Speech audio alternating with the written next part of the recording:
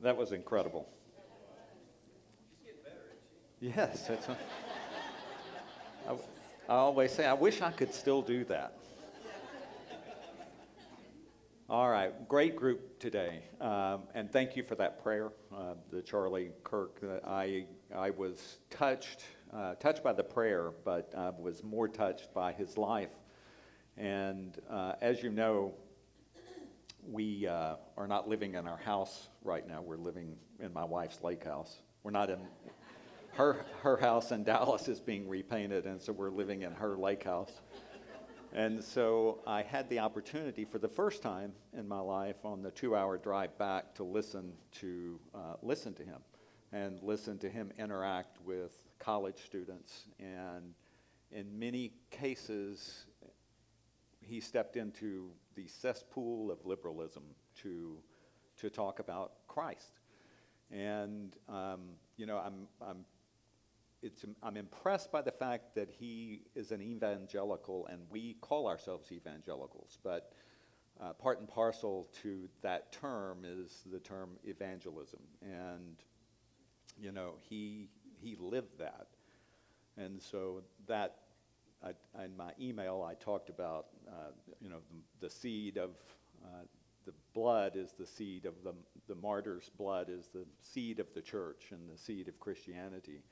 And if you haven't listened to him, please go back and listen to some of the podcasts, because it will touch you and it will impress upon you how we're supposed to carry the word everywhere we go, not just in the cesspool of liberalism, but in the workplace. And we should just remember him. And even though he was a young man of 31 years old, he had a tremendous impact, and that impact will continue to go. And we also need to realize that we are in a dark world. And as we just studied the book of Revelation, if you remember in chapter 11, there are two great witnesses that are murdered because of their witness by the beast, because it is a dark period of spirituality. And we're in that dark period. And we do need beacons of light like him. I applaud him for reaching the kids, I could say the kids, my kids' age, where we are losing white men. We're losing men. And the message that he had is a message that we all need young men to have, which is you need to be a man, you need to get married, you need to have kids, and you need to worship Jesus Christ. And so with that, so I'm going to have to segue off of that. Some of you may know that I am somewhat anal, and so I in preparation for every lesson, I have 2 iPads in case one goes down, and I make sure that I email my notes to myself. I have my notes on my phone, and then I print out a physical copy of my notes, and I have that with me, and along with the physical copy of my notes, I make the Bible outlines for our visitors and for our readers. And unfortunately, somewhere, either in my wife's Dallas house or my wife's lake house, or my car, or the hotel that I stayed at last night, those Bible verses are there. So I feel naked because I've only got three different copies of my notes today. And so if you're a visitor, I am so sorry that I didn't give you the outline. And if you're a Bible reader, where we read from the ESV version, and I have it open right up here. So let's go to slide 4. This is a slide that we've all seen. Othniel was our first judge, and our second judge is Ehud and Shamgar. Shamgar killed 600 Philistines with an ox goad. Ehud killed Eglon. He was a left-handed assassin. And then our last judge, we had Deborah, who was a wife, a mother, a judge, and a prophet, and prophetess. And we have the great story of Sisera being nailed by Jael, and the story of Barak, and then we move to the story of Gideon. Now, if we can go to slide 5, Gideon is a judge that is more real estate is dedicated to Gideon than anyone else in the book of Judges. And Gideon is a seminal turning point in Judges. And by that I mean that Gideon starts out, we have Othniel, who is the first judge, and he's almost praised. He's Caleb's nephew. He's almost praised as being great. And then we go all the way to the end, and we have Samson, who was debauched, who was self-absorbed, who was a womanizer. And Gideon is right in the middle of all this. And in terms of a seminal turning point, we actually see in the life of Gideon a turning point. Gideon starts out, and he is afraid. He is working in a wine press, and the angel of the Lord comes to him. And it's in the middle of the oppression of the Midianites. Last week we learned that in the oppression of the Midianites, 135,000 soldiers came across the Jordan River. The Amalekites, the people of the Arabs, and then the Midianites, and they would come every year and ravage the Jews. And so Gideon is in a wine press at night treading out grain, and the angel of the Lord comes to him and he says, "O mighty warrior." And Gideon's like, "Who are you talking to? I am the weakest of my clan, and my clan is the weakest in Manasseh." And this whole story is about God coming in and God empowering Gideon and using him to accomplish great things. And so Gideon turns from fearful to faithful as he begins to follow God's will in his life. But we reach the seminal turning point today where Gideon begins to act on his own and begins to act with vengeance, act with greed, and act with basically sexual immorality. And so we have the oppression that I'm going to go through, this chart kind of goes through everything that has happened with Gideon to date. We have the Midianite raids. They were like locusts, 135,000. We have an unnamed prophet that comes to him and explains that God had delivered him, but they had not followed God's voice. Then we have the call of Gideon, again, the angel of the Lord in the winepress. We have Gideon doubting and questioning God's presence, again, saying, "I'm the weakest of the weakest clan." He asks for a sign, and then and when he gets the sign, he builds an altar to Yahweh, and then God, through the angel of the Lord, instructs him to smash the idols in Joash, his father's house. The town wants to kill him, but his father stops him, and they said, "Let Baal contend." If Baal is such a god, let Baal defend himself. Gideon still needs a sign. And so he asks, "If you're going to save Israel by my hand, then let dew be on this fleece tomorrow." And then he asks him for a second sign. "Let dew be all over the ground, but not on the fleece." And then 32,000 people show up to fight. Gideon blows a horn, blows a trumpet, a shofar, that I called a shofar last week. He blows a shofar, and he gathers from 4 tribes 32,000 men that come to fight. But that's too many for God. God says, let those who are fearful go home. 22,000 are fearful, and they leave. Then he says it's still too many, and he gives them a test, and those that lap like a dog are going to stay, and only 300 squat down and reach up and lap like a dog. Then he has a dream that reinforces his belief that God is with him. They have a surprise attack and a victory. Let's go to slide 6. I want to reorient you to the map. In red, you will see the Midianite camp, and in the south, just to the south of that, in blue, you see Gideon's camp. He is at the spring of Herod. Herod means trembling, and so he, along with his 32,000 soldiers, are trembling. He blows the horn, and he calls up in the northwest. You see Asher, Zebulun, and Naphtali. All of them, along with Manasseh, come to fight, and they chase the Midianites south.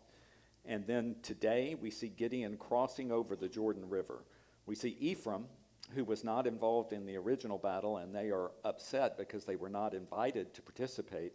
But they come up and they cut off the fords of the river, but not before 15,000 men get across over the Jordan River. So with that, let's kick off.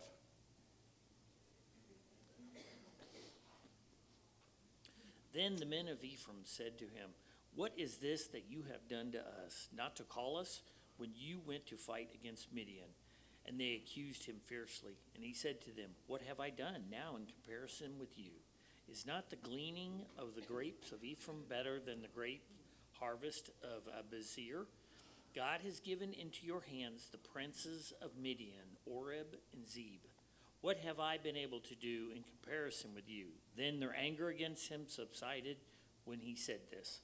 And Gideon came to the Jordan and crossed over, he and the 300 men who were with him, exhausted yet pursuing.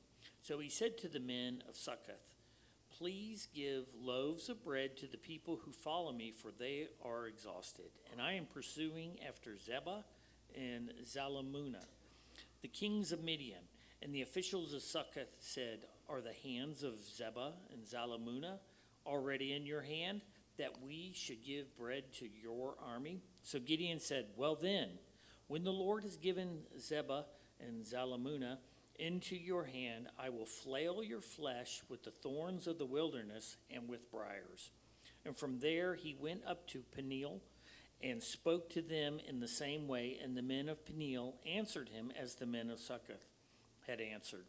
And he said to the men of Peniel, "When I come in peace, I will break down this tower." Now Zebah and Zalmunna were in Karkor with their army, about 15,000 men, all who were left of the army of the people of the east, for there had fallen 120,000 men who drew the sword. And Gideon went up by the way of the tent dwellers east of Nobah and Jogbeha, and attacked the army, for the army felt secure. And Zebah and Zalmunna fled, and he pursued them and captured the two kings of Midian, Zebah and Zalmunna, and he threw all the army into a panic.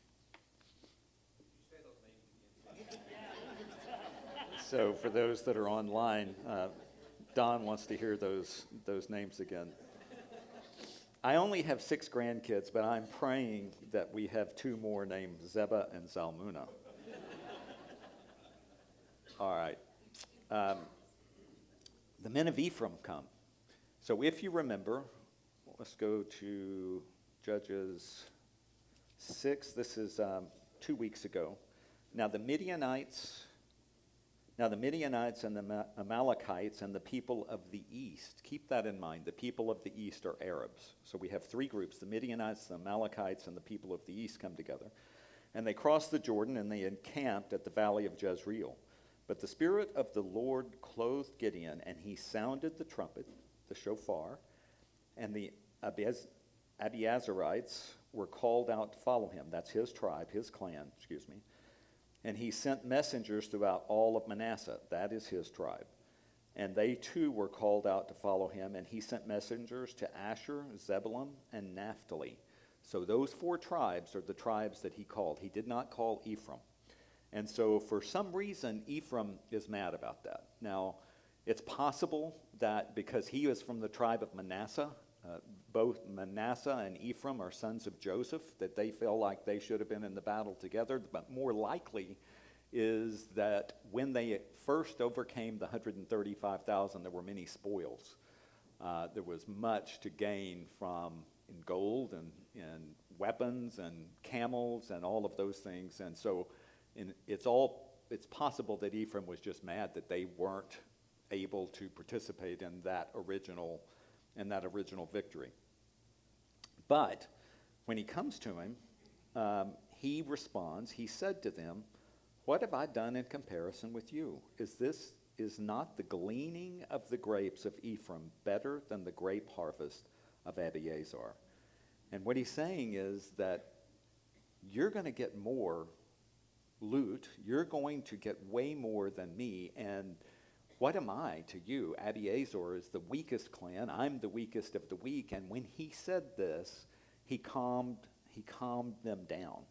And it is almost like he was reading Proverbs, which says a soft answer turns away wrath, but a harsh word stirs up anger. And so, but I find it interesting.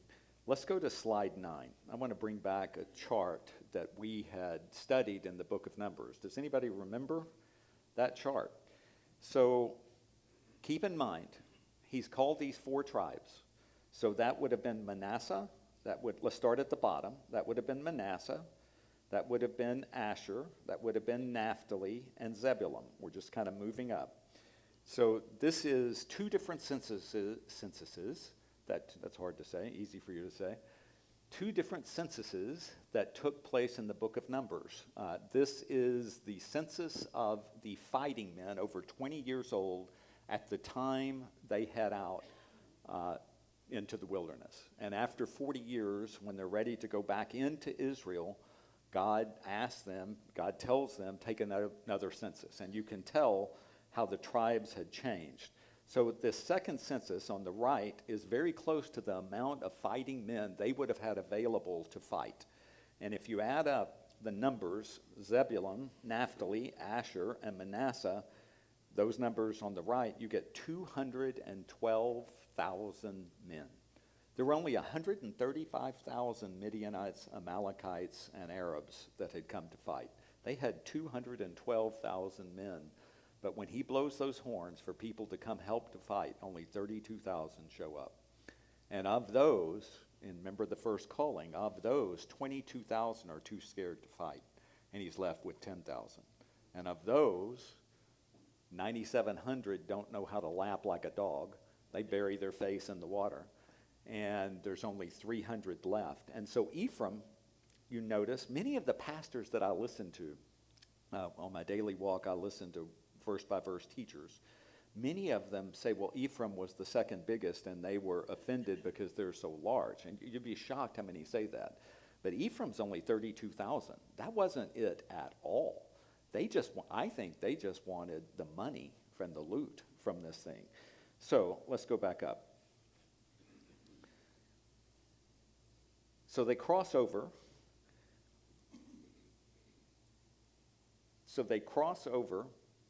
In verse 4, Gideon and his 300 men, he is chasing 15,000. Notice that Gideon has changed. God came to Gideon in a wine press at night, hiding. He is in a wine press hiding. Now he's only got 300 people. He's chasing 15,000, and he is going, and by the way, we find out later in this story, this is a personal vendetta. This is 100% vengeance. And so, the 300 men who were with him continue to pursue. They're exhausted, and yet they're pursuing, which is a great Christian message for Christian servants. Even though you're exhausted, you keep going. You keep going no matter how sick you are, no matter what's going on in Christian service. You don't stop. There's no such thing as retirement. And so he said to the men of Sukkoth, by the way, Sukkoth is the English word for Sukkot. Sukkot is the Feast of Booths. How many of you've heard the Feast of Tabernacles? The Feast of Tabernacles are when the Jews will build this little hut in their backyard that has a clear view of the sky, and for 6 days they go spend time in that hut to remember how God delivered them. And so this word, Sukkoth, is the same word as Sukkot in Hebrew, and it means booth or tabernacle. So he goes to the people of Sukkoth, and he says, give me bread to eat. And he goes to the people of Penuel, which means face of God, and he says, give us bread to eat. We are 300 people, and we're pursuing these guys. And these Israelites, their own people say, have you caught them yet? And he's like, no, I hadn't caught them. Now let's go to the map on slide 10. So once again, it's hard to see, but they have just crossed over the Jordan, and those first 2 towns are Sukkoth and Penuel as they begin to go back east. So they have come right there. Now, if you look down at the bottom of the chart, you see that Midian is south. And so these 2 towns are on the east side of the Jordan River. And I believe that probably what happened, either they were afraid of the Midianites because they were the first ones to be attacked, or because they still had bread, I believe they probably had formed an alliance with the Midianites. And they basically said, we'll feed you, we'll give you some of our stuff as long as you don't attack us, because they had food. They had the ability to support, but they didn't. And I am not going to make excuses for Gideon in this story, but these people deserve to be punished. There's no question Gideon was called by God and everyone knew it. He was ordained by God to carry out a mission, and they knew it, and they refused to support him. And they refused to support their own tribe. And they knew that the Midianites, the Amalekites, and the Arabs were coming across to ravage their brothers, and they did not support them. And so they deserve what they're going to get, but don't we all deserve what they got? And so, acting with vengeance, let's go back. In verse 7, Gideon said then, well, when the Lord has given Zebah and Zalmunna into my hand, I will flail your flesh with the thorns of the wilderness and with briars. So, do you notice in here, there's no instruction from God in here anywhere. This isn't Gideon goes to the angel of the Lord and said, please, Lord, tell me what to do with my errant brothers. It's like, no, I'm going to get thorns, and I am going to whip your butt with it. That's basically what he's saying. I will flail your flesh. And so he goes to the same thing with the Penuel. When I come again in peace, I'm going to break down this tower. The tower would have been a fortress of defense, and by striking him, he was dealing a military and psychological blow. That's all it was. Now, Zebah and Zalmunna were in Karkar with their army, and so they feel safe. They're 20 miles east of the Jordan River, as we just saw. They're 50 miles from the spring of trembling, Herod. And so it says there are 15,000 people. There had been 135,000, but 120,000 of them killed themselves in the chaos of the 300 when they broke the jars with the torches and blew the shofars. And Gideon went up by way of the tent dwellers. So he's sneaking in through the Bedouins or through the Kenites. If you remember, Jael was a Kenite. He's sneaking in through the tents. And Zebah and Zalmunna fled. So he attacks them, he pursues them, and he captures them. In terms of the practical takeaways, just from this section, in slide 11, we're supposed to respond to criticism with grace like he did. A soft answer turns away wrath. Number 2, we should keep pursuing even when we're exhausted. In Galatians 6:9, and let us not grow weary of doing good, for in due season we will reap, and if we do not give up. And lastly, do not let fear or insecurity block Christian support. Sukkoth and Penuel refused to help Gideon. We're supposed to act like we don't have fear. Fear not, for I am with you. Be not dismayed, for I am your God. I will strengthen you. I will help you. I will uphold you with my righteous hand. All right. Wes.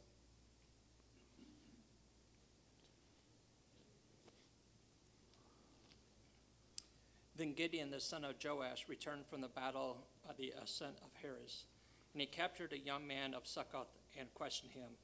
And he wrote down from him the officials and elders of Succoth, 77 men. And he came to the men of Succoth and said, behold, Zebah and Zalmunna, about whom you taunted me, saying, are the hands of Zebah and Zalmunna already in your hand, that we should give bread to your men who are exalted? And he took the elders of the city, and he took thorns of the wilderness and briars, with them taught the men of Succoth a lesson. And he broke down the tower of Penuel and killed the men of the city. Then he said to Zebah and Zalmunna, where are the men who you killed at Tabor? They answered, as you are, so were they. Every one of them resembled the son of a king. And he said, they were my brothers, the sons of my mother.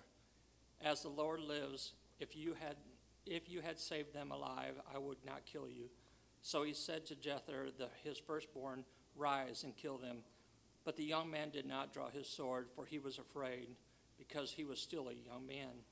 Then Zebah and Zalmunna said, rise yourself and fall upon us, for as the man is, so is his strength.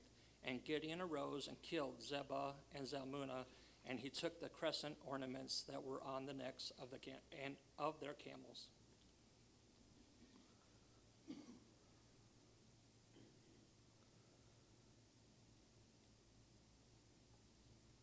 First of all, there's part of me that likes this. Again, God isn't telling him to act with this vengeance.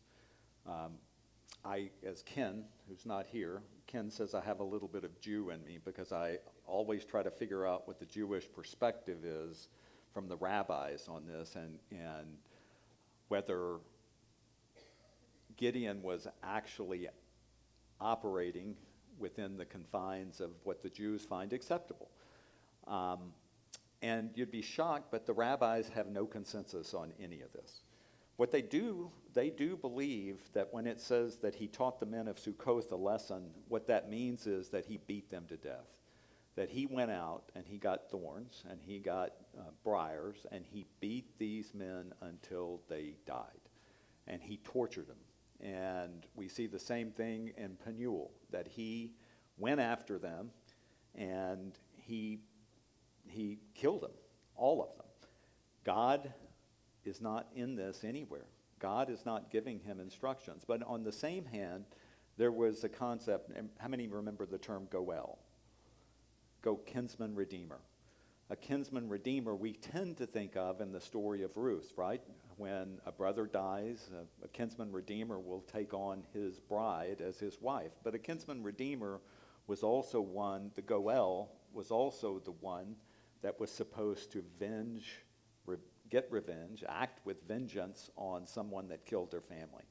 And so within the Torah, this is not necessarily that clear, but that is what he's doing. He is acting as a goel, and he is going after his brother.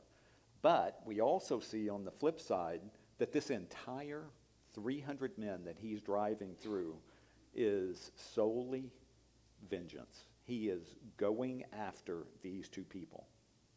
There's nothing, by the way, in the Torah that says, thou shalt feed Gideon's army, and if you don't, you're going to die. It doesn't say that. So whether this is right or wrong, I don't know. But what I do see is this linear progression of Gideon being ordained by God, being called by God, interacting with God, and now at a point in his life where there's no conversation with God whatsoever. There's no conversation whatsoever. And he says, where are the men whom you killed at Tabor? Tabor was near his home. And they answered, as you are, so they are. Every one of them resembled the son of a king. So he must have been noble looking. And he responds, they are my brothers, the sons of my mother. This is all about revenge. If you had saved them, I would not kill you. Now, the Goel's job was to take vengeance himself. But notice what he does. Gets his young boy. He says, I want you to kill him. And that was not part of him being a Goel. That was part of him embarrassing them in death. For a soldier in biblical times, you wanted to die a worthy death. You didn't want to die by the hands of a woman. So when Jael kills Sisera, that was an embarrassing way to die. If you remember, Saul did not want to be killed by the Philistines. He wanted his armor bearer to kill him. He couldn't handle being killed by Philistines, and it would have been horrible for these two generals to be killed by a boy. And so the boy doesn't do it. And so he kills him himself, an experienced swordsman by this point in time. And he arose and he began to take their gold. He takes the crescent ornaments that are on the necks of their camel. So their camels were wearing bling. Look at slide 13. There you go. This is... AI is awesome. So when I came to this section of scripture, I texted Jeff, and I was like, you've got to come up with the camel with bling. And he came through, it was okay, and I'm like, can you give it a cigarette? And So AI added a cigarette. And can you get a hat turned the sideways? But this is, so actually this is exactly what Zebua and Zebula's camel look like. We're going to actually skip the practical takeaway because it will take us to a point that's not of humor. All right, let's go to Judges 8:22. Then the men of Israel said to Gideon, "Rule over us, you and your son and your grandson also, for you have saved us from the hand of Midian." Gideon said to them, "I will not rule over you, and my son will not rule over you. The Lord will rule over you." And Gideon said to them, "Let me make a request of you. Every one of you give me the earrings from his spoil." For they had golden earrings because they were Ishmaelites. And they answered, "We will willingly give them." And they spread a cloak, and every man threw in it the earrings of his spoil. And the weight of the golden earrings that he requested was 1,700 shekels of gold, besides the crescent ornaments and the pendants and the purple garments worn by the kings of Midian, and besides the collar that were around the necks of their camels.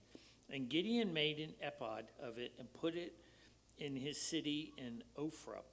And all Israel whored after it there, and it became a snare to Gideon and to his family. So Midian was subdued before the people of Israel, and they raised their heads no more. And the land had rest for 40 years in the days of Gideon. So he says, so the people come to him. And if you remember, when God came to Gideon, God said, "There's too many of you. There's too many. I can't have 10,000 people fight. I need to get down to 300, lest you boast and not give God the credit for this." And that's exactly what they do. They come to Gideon and they say, "Rule over us, for you have saved us." These people know that God has delivered them, and yet they don't give anyone the credit except Gideon. And he says correctly, "I will not rule over you, and my son won't rule over you. But notice, I'm going to tax you. I'm going to take part of your gold. I'm going to take the crescent."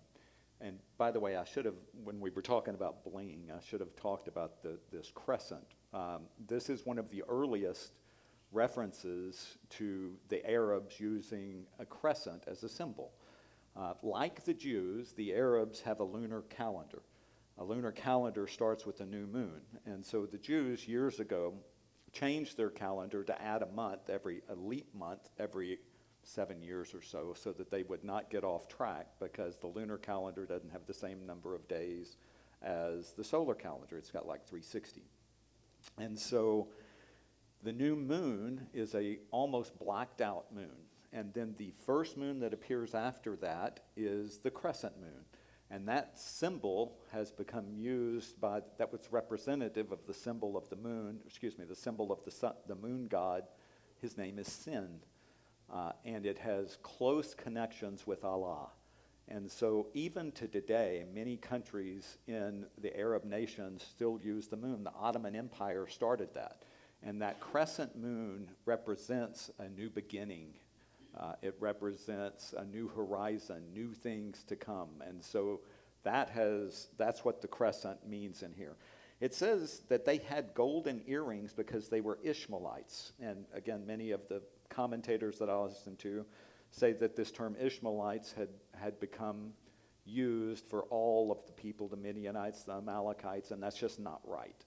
That is not correct. The Midianites were descendants of Abraham and his second wife, Keturah, and they had Midian. And then we have the Amalekites, who were descendants of Esau. Ishmael was the descendant, the son of Abraham and Hagar. And so these Ishmaelites were the people from the east that were referenced earlier.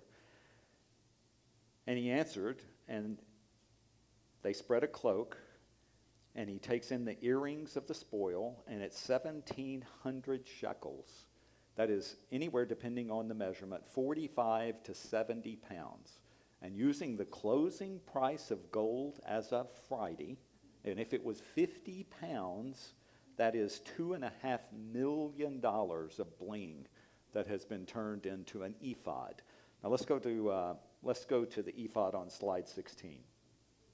So the ephod, if you remember when we studied Exodus and Leviticus and Numbers, the ephod was the vest that was worn by the high priest.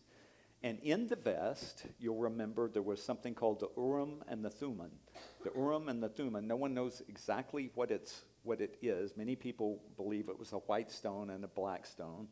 And it was used by God. They would cast lots, and God would give them the answer. So when they would lead, when a tribe was supposed to lead into battle and they would ask which tribe goes first, they would walk one by one past the high priest, and he would use the Urim and the Thummim to decide what God's will was as to who would go first. So there's a possibility that when Gideon makes this ephod, that he is actually, instead of them going by the high priest, that he's putting on the ephod and he wants to be the judge, the one that gives the answers. Whatever it is, the people whore after this thing, meaning that they worship it. And they are completely out of line. Gideon made the ephod and put it in his city. It was not where it was supposed to be, it was not where the tabernacle was, and all Israel whored after it. And the land had rest for 40 years. This is the last time in the book of Judges that we see that the land had rest. And again, we have this downward spiral that takes place. And I'm going to apologize in advance. Next week, chapter 9, I love teaching, but chapter 9 is not as fun to teach as this. I won't have any camels with bling or any of that. It's kind of a depressing story. And so, who's up? Wes.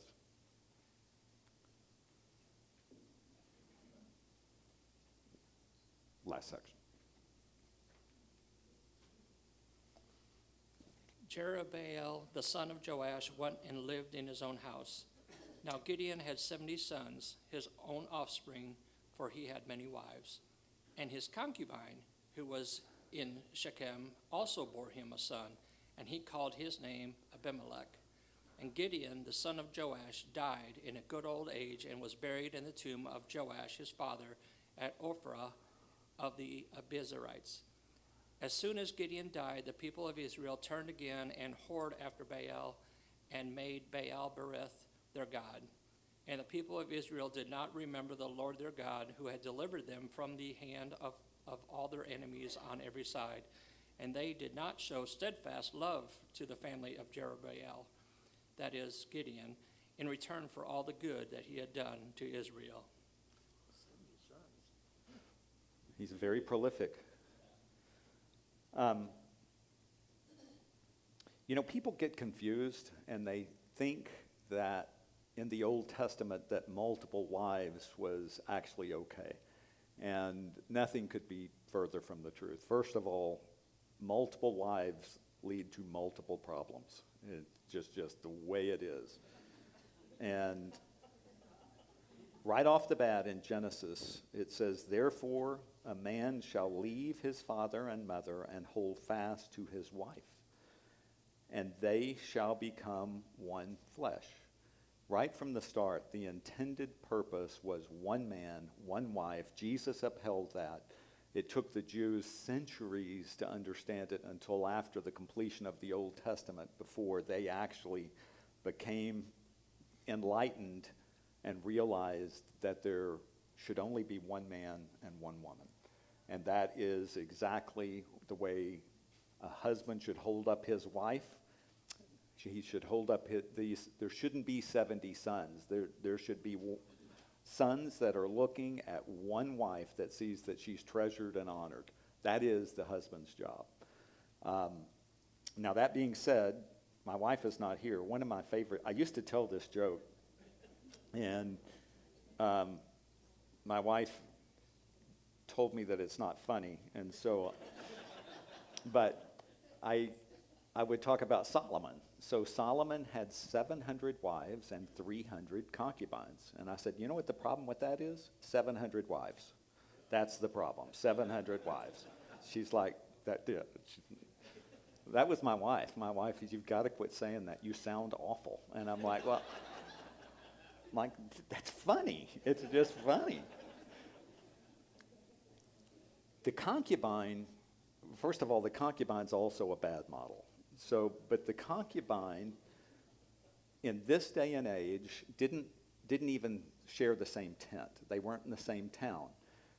Basically, he would go have conjugal visits with her, and her kids were not part of the inheritance. So Abimelech, which by the way means my father is the king. Notice he named him, my father is the king. He said, I don't want to be king, but I'm going to name my son, my father is the king. And so they wouldn't share. So this Abimelech is not going to share in any of the inheritance, any of the ephod, any of the bling that is collected by Gideon. And so what he ends up doing, we'll discover next week, is he ends up killing his 70 brothers. And so every time you have multiple wives in the Bible, it leads to a bad place. Every time. Every time. I mean, the Ishmaelites come because of Hagar, right? It's just every single time it leads to a really, really bad place. The people, again, whore after the Baals, and they make Baal Bereth. Baal, that means Baal of the covenant. They make Baal Bereth their god. And the people of Israel did not remember the Lord their God. And that happens. That happens when people stop worshiping. That happens when people stop studying their Bible. That happens when people stop praying. And that happens when people stop fellowshipping with Christians. And so those four things are critical for us to not forget the Lord our God. As we look at the practical takeaways from the entire story of Gideon on slide 19, God calls us while we're hiding in the winepress. He's not waiting for us to be bold. He calls us when we're weak, and he tells us that we're God's handiwork, created in Christ Jesus to do his works. Secondly, God doesn't need big numbers. He doesn't need you to have great resources to accomplish something. Again, Charlie Kirk's 31 years old. I don't think he had a college degree and was able to do things. God chose the foolish things. So somebody like a Charlie Kirk, I listened to him at Oxford and Cambridge, not having a degree, talking so articulately, if that's a word. That may be one of his words. It's not a Texas Tech word. But very articulate in talking about God's purpose for a life. Third, leadership begins with obedience, not confidence. You don't need to feel qualified to be used by God. Jesus Christ our Lord, through whom we have received grace and apostleship to bring about the obedience of faith for the sake of his name among all nations. And lastly, victory isn't the end, it's a test. Success can be spiritually dangerous if it leads you to pride or destruction. Blessed is the one who perseveres under trial, because having stood the test, that person will receive the crown of life. And we close the story of Gideon. Any comments or questions? Yes, Doug. Oh, the four things that will keep you from not forgetting God is, number one, studying the Bible. Number two, being in worship. Number three, prayer. And number four, fellowship with other Christians. And those four things are how we stay in tune with God and we keep from forgetting him. Anybody else? Oh. Oh. Okay, for those online, evidently John Mark in his sermon today had some kind of reference that referenced those four things. And instead of it saying prayer and meditation, it said prayer and medication. So I have a better slide guide.